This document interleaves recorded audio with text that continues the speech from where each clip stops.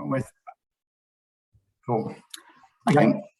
All right. So we know from research that feedback is a critical enabler for learning. It is essential for students to achieve their lifetime learning potential. And effective feedback involves 1, clarifying goals with reference to rubrics and exemplars. We call that feed up. 2, responding to student work on assessment progress. That's feedback. And also modifying instruction to explain where to next. That's the feed forward aspect. However, research consistently reports that students are dissatisfied with feedback. The length can be too long or too short. The polarity is often too negative, which can trigger an emotional response that results in defensiveness in students. And feedback can be too complex, or it can be limited to just assessment, ignoring the learning needs, which is the feed forward aspect.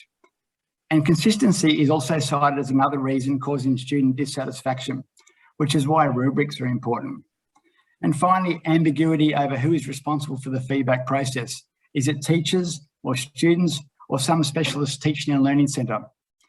And as higher education moves to a student-centred learning approach, research became concerned with improving the feedback process within learning. So let's look at how we define feedback. In the last decade, the definition of feedback has changed. What has been recognised is that there are 4 distinct process steps required for effective feedback. Firstly, appreciating the feedback. So students recognise the value of the feedback and acknowledge their active role. Then making judgments, the sense making to judge their performance against assessment criteria, often provided within exemplars or rubrics. Thirdly, managing the effect, that is the managing their feelings and emotions and attitudes that come during that process. And these 3 interrelated steps lead to students proactively taking appropriate action. Now, this process requires a shift in ownership from teacher-led to a shared responsibility where students are proactive. So how can students become proactive in the feedback loop process? Well, these skills are known as feedback literacy. And this describes the competencies, the understandings, capacities and dispositions for the feedback process. And helpfully, literature has defined both teacher and student competency frameworks, which, by the way, are different. And given my research is focused on student feedback literacy, I want to briefly introduce the 7 groups collating the 31 competencies defined by Malloy. Firstly, commits to feedback as an improvement. This includes having a disposition to use feedback to improve their work and acknowledgement that feedback literacy continues to change with learning. Secondly, appreciates feedback as an active process. Therefore, feedback literate students are proactive in discovery of their learning needs and are aware of closing feedback loops to improve their judgments. Elicits information to improve learning. For example, seeking feedback from a wide range of sources and maintaining an awareness of exemplars in order to understand standards of work. Fourthly, processes feedback information, including the ability to accept and reject feedback and extracting key actionable information from feedback. Then comes acknowledges and works with emotion, manages emotions when receiving feedback and also being sensitive when approaching others to solicit feedback. Sixth group is acknowledges feedback as a reciprocal process. And this means that students are aware that they play a role as both a receiver and a provider of information within feedback loops. And the final group is enacts outcomes of processing of feedback information.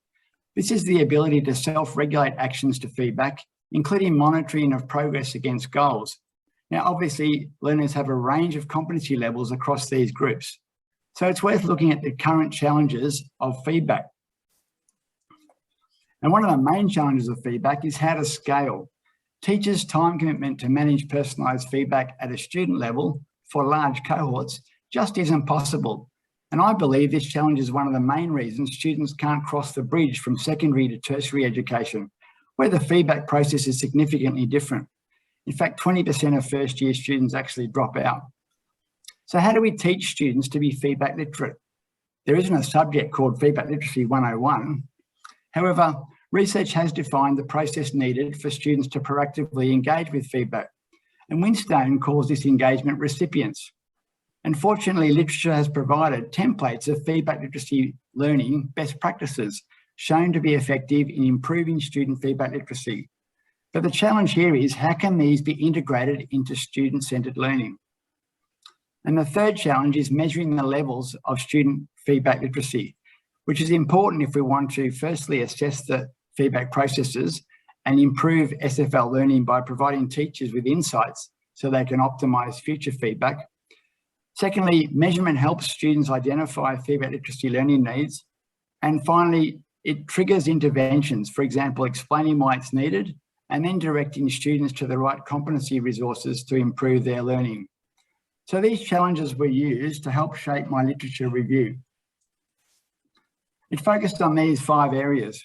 Now, I've covered feedback and feedback literacy, so I'm going to step through the next 3, highlighting how they help shape my research and to define a research area which I've coined feedback analytics, which I'll define in detail a bit later.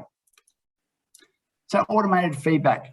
Let me describe this in the context of an example which addresses the first feedback challenge I mentioned earlier. That is, how to scale feedback to large cohorts. So what is OnTask?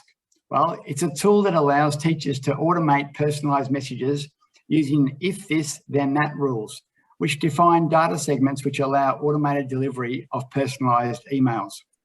Now, each automated workflow, which is defined as an action, and then within that action, rules are defined, for example, passing or failing a certain assessment. And how this is played out, you can see from this example that in the blue here, we've got commentary about a quiz result. If they exceed the quiz result, they'll get the top message here. If they meet these standards, they'll get the second one. And then if they're below the standard, they'll get the third message here. And then in relation to attendance, there's 2 different options there that are given based on how a student attendance records are. And then the third example here in kind of red or pink is advice about doing prep work. And you can see there that, again, the OnTask tool is allowed to give different messaging based on different rules from the data. Now, research suggests that automated feedback is helping students sense of belonging, and students are mostly positive in their evaluations. But there are some opportunities. Currently, we don't measure or collect student feedback literacy data. So automated feedback tools can't respond to feedback learning data within the feedback process in order to inform and trigger feedback-specific learning to students. Now, just as OnTask already borrows from marketing through the use of mail merge, I wondered perhaps there are other concepts and technologies in digital marketing that learning analytics could learn from. Now, within marketing, it used to be dominated by mass media. That's TV, radio, and print, which send one message to many people. But this was disrupted by digital, which promised the dream of personalised one-to-one offers, with the aim of enabling a step change in the process for engaging with customers. Lots of data and lots of tools to interpret this data have continued to mature and have spawned a technology industry creating many of the tech giants we know today. So what transferable knowledge can be applied to student learning? Well, marketing tends to be focused on customer journeys, which assess and segment customers into stages of a customer journey funnel. Then, in recognition that customer journeys are non-linear, circular engagement frameworks emerged, where a key insight was that different tools are required for different stages of the funnel.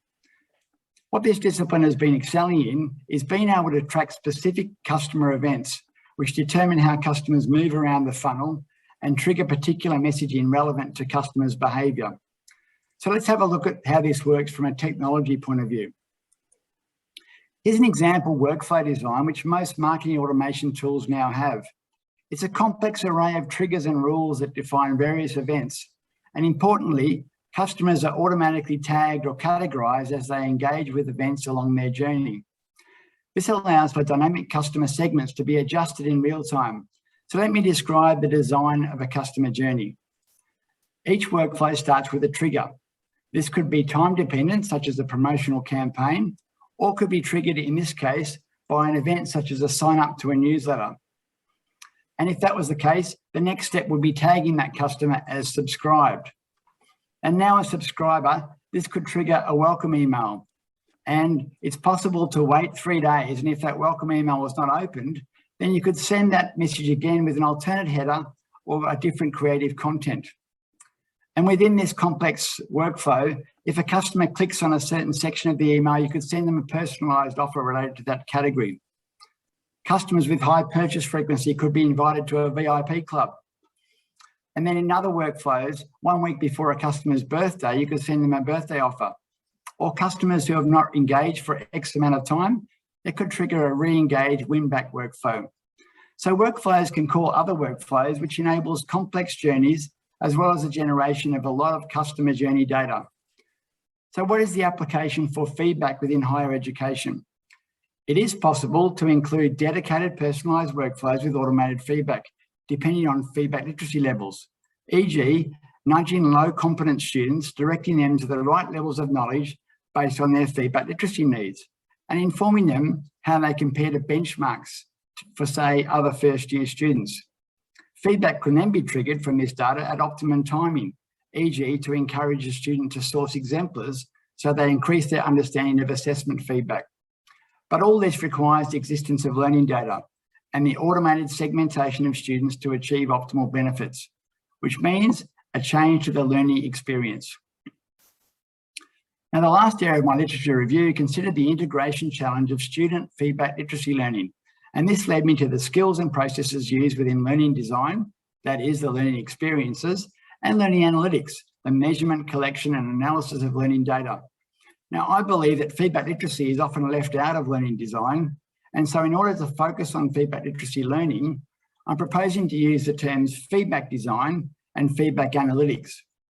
Now, just like learning design and learning analytics, there is a circular relationship between them. The design experiences produce the data, which analytics uses to inform and improve the design.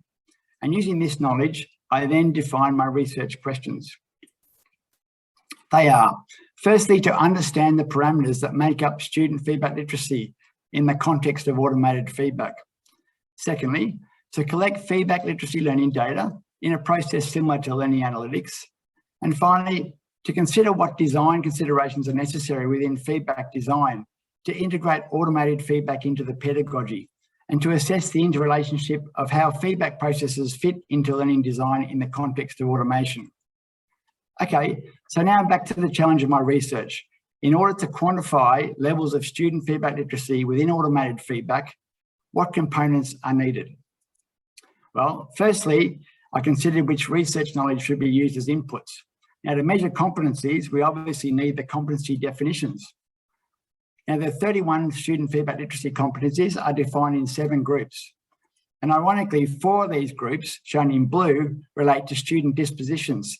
The red ones are concerned with specific activities or actions.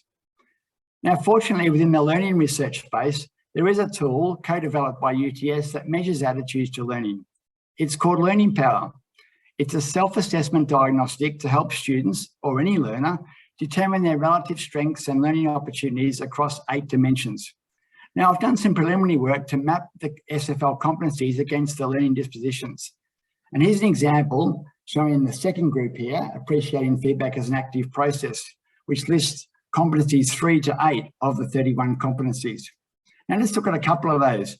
Acknowledges the role of feedback processes in improving work and refining judgments and learning strategies. That's clearly linked to the orientation for learning disposition. And number 6 here, understanding the role of standards and criteria in judging the work of oneself and others. Well, that's clearly sense-making, connecting these standards within the feedback process. So this highlights a potential collaboration opportunity. And if this proves that there is a correlation, perhaps a potential research paper to address the role of learning power within feedback literacy. So that means both the SFL competencies and the student learning dispositions will be considered as 2 inputs. Now, the other input we need from literature is the student feedback literacy learning objects. So let's just go through those. There are specific learning processes for which literature shows evidence of improved SFL literacy. Firstly, feedback help. This means the integration of links to feedback literacy knowledge within the feedback. Next, rubrics and exemplars, the knowledge of assessment standards and exemplars. The next one is 2 or multi-stage assessments, sometimes called cumulative assessments. This means scaffolding tasks together so that feedback from one can be applied to the next. And it's a good way for students to appreciate and apply feedback, which leads to improved feedback literacy. Now, I'm going to call this learning object the self-assessment, which are the questions to help students assess their work performance against standards. The next one is peer review and rebuttal, where students are given opportunities to review their peers. It helps trigger powerful cognitive processes, including critical thinking, interpretation and application of assessment criteria, and assists with learning transfer from peers' work to their own work. And of course, rebuttal closes the feedback loop. On the second line here, we've got self-reflection. These are reflective questions to guide students in their understanding of feedback literacy learning needs. And then we know that from literature, it's important for feedback to have a dialogical approach. That's a continuous feedback process using dialogues, such as questions to ponder, or it could be an invite to an online discussion thread. And finally, e-portfolios. Now, cover sheets or e-portfolios are now incorporated in many LMS solutions. These are designed to help students evaluate judgment and aid students to elicit feedback, process it, and take appropriate action. E-portfolios continue throughout degrees across subjects and therefore can help students synthesize the feedback, summarising a combination of self, peer and multiple teacher feedback. It's also worth noting that learning goals could be also recorded within this element. So my research will identify which of these templates are applicable and in what format in order to inform and trigger automated feedback, and then to determine the appropriate feedback designs.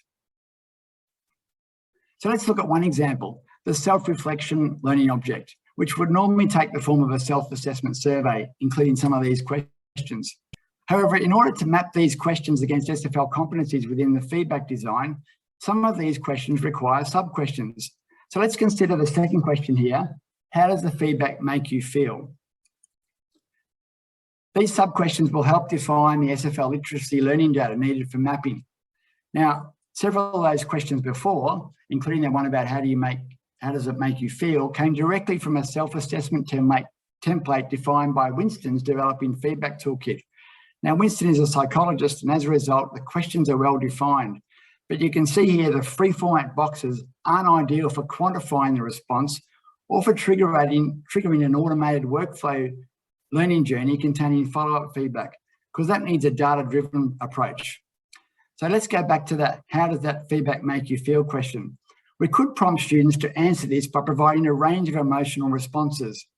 And if the student selects confused or perplexed, it might indicate that the student hasn't understood the feedback. And if the design of this learning object is an automated workflow, it's then possible to trigger a follow-up question to test this. In this case, to ask the students to rate their level of understanding of the feedback received. Now, if they rated not a lot or some parts only, that workflow could then identify a learning need, which could be assessed as competency group 4, processes feedback information, where competency 16 specifically talks to identifying standards, criteria, and exemplars. And this could trigger the workflow to the appropriate resources, continuing the learning process. To illustrate this further, let's look at what competencies the emotion theme line of questioning could map to. Preliminary mapping suggests emotion as a theme could indicate 3 possible learning needs. In response to how does the feedback make you feel, if the student said indifference, it could indicate the student fails to appreciate feedback as an active process. We've already mentioned what happens if they press confused. It might relate to processing feedback information. And of course, if they're defensive in their feelings, it means they're not able to manage the emotions in responding to feedback, which relates to competency group 5. So to help define the scope of each SFL learning object, I've created a data dictionary. This data dictionary helps to define the parameters for each SFL learning object. And these include what event trigger should be used, defining the learning object and its purpose, the key design elements and the measurement approach, and finally, what possible calls to action could be considered if learning needs are identified. Now, this is the preliminary framework defining the 7 SFL learning objects, which I don't expect you to read, and we don't have time to run through today. However, it does confirm the feasibility of this approach, and these details will be refined in the next research phase. So back to the components of the SFL measurement conceptual framework. We've covered each of the 3 inputs and described some of the feedback design processes within the SFL learning experiences, including the integration methods for each of the SFL learning objects. In addition, I presented an initial mapping of the learning object elements to competencies, along with how these learning objects relate to each other to achieve multiple learning paths using calls to action. And the next area of the conceptual framework is feedback analytics. And within this, I've identified there's first a need for the SFL learning data, a data dictionary that defines the learning event trace elements to be used in measurement. And then we need an SFL rubric, which will define the assessment criteria used to assess the SFL against each of the 7 competency groups. And initially, I'm proposing to use a scale of learning, developing, or competent. Now, let me unpack this rubric and associated learning data a little bit more with some preliminary work.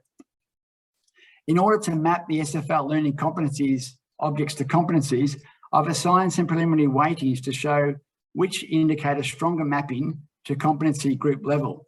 For example, on the bottom row there, Group 7 enacts outcomes of processing of feedback information that can be measured by 3 different learning objects, which are weighted accordingly. And I'm suggesting that the learning needs object, shown in grey, would count for 60% of the competency assessment. And so having weightings for these allow each competency to be scored. And I can use a rubric like this to score them. Now note, the first competency is graded by completing feedback literacy modules, but the others are rated as a weighting score percentage. So now that we have learning objects and associated data defined, we can start to define the workflow automation, which is shown here like this. And it contains the rules, triggers, and learning events in the SFL process. And this model will be used to demonstrate the viability of the framework. SFL learning event logs that make up this automation work needs a repository, and that repository sits in the SFL learning database. Students and their feedback literacy learning journey event logs will sit here. And a key attribute shown by the arrow is that the database not only supplies data in order to trigger and inform the rules in the workflow, but it also receives new data as an output of that workflow. So it's a read-write relationship, something not currently in automated feedback tools. And finally, it will house the library of resources which are relevant calls to action, where students can be directed for addressing identified student feedback literacy learning needs. And so all these competencies together, components I should say, can now deliver automated feedback messages triggered by SFL learning events. And finally, to close the feedback loop, we record the student engagement, the recipients, and using a dialogical approach, potentially triggering additional workflows determined by learning needs specific to that student journey. So these components are able to link measures to competencies across 3 levels: learning, developing, and competent, which is expected to be an iterative process of refinement, but one which will hopefully quantify student feedback literacy. Now, how could we present this to a student? Well, it might be presented as something like this, where students are given a rating of learning, developing, and competent for each of the 7 competency groups, and therefore highlighting learning needs in this example in Group 7 and Group 3. And in terms of the CA1 assessment criteria, I've obviously completed the TRP subject last semester, integrity training, and although I wasn't eligible because I hadn't completed my CA1 yet, I participated in the 3-minute thesis last year to get some experience. And I was also privileged enough to be able to present to a UTS T&L forum relating to feedback this year. And in terms of the research data management plan, I've drafted one that incorporates the potential for piloting the collection of learning data, perhaps using a self-reflection survey. The next phases of my research I foresee will include the correlation of SFL competencies to metrics, designing the SFL learning data definitions, a revised ethics and data plan, and hoping to get a draft conceptual framework sometime in the 2nd semester, which can be demonstrated by an automated workflow model. And now that I have some research knowledge, potentially a paper on how feedback analytics relates to learning design and learning analytics.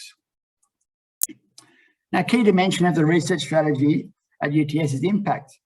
And at the UTS Learning Futures has attempted to describe the evolution of feedback processes, describing the transition from teacher-led and progressive strategies to improve the feedback process. It's kind of a feedback literacy scale.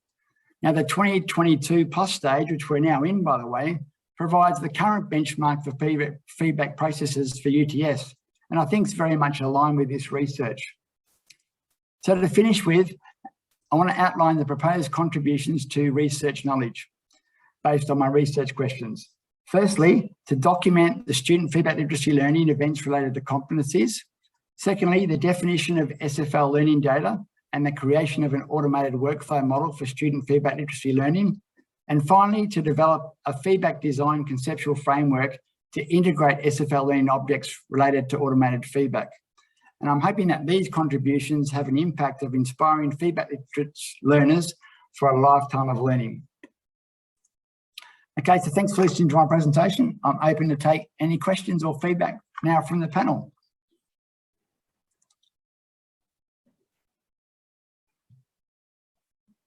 Thanks very much, Ian, for such a detailed presentation. Now let's see if we have any questions from our audience.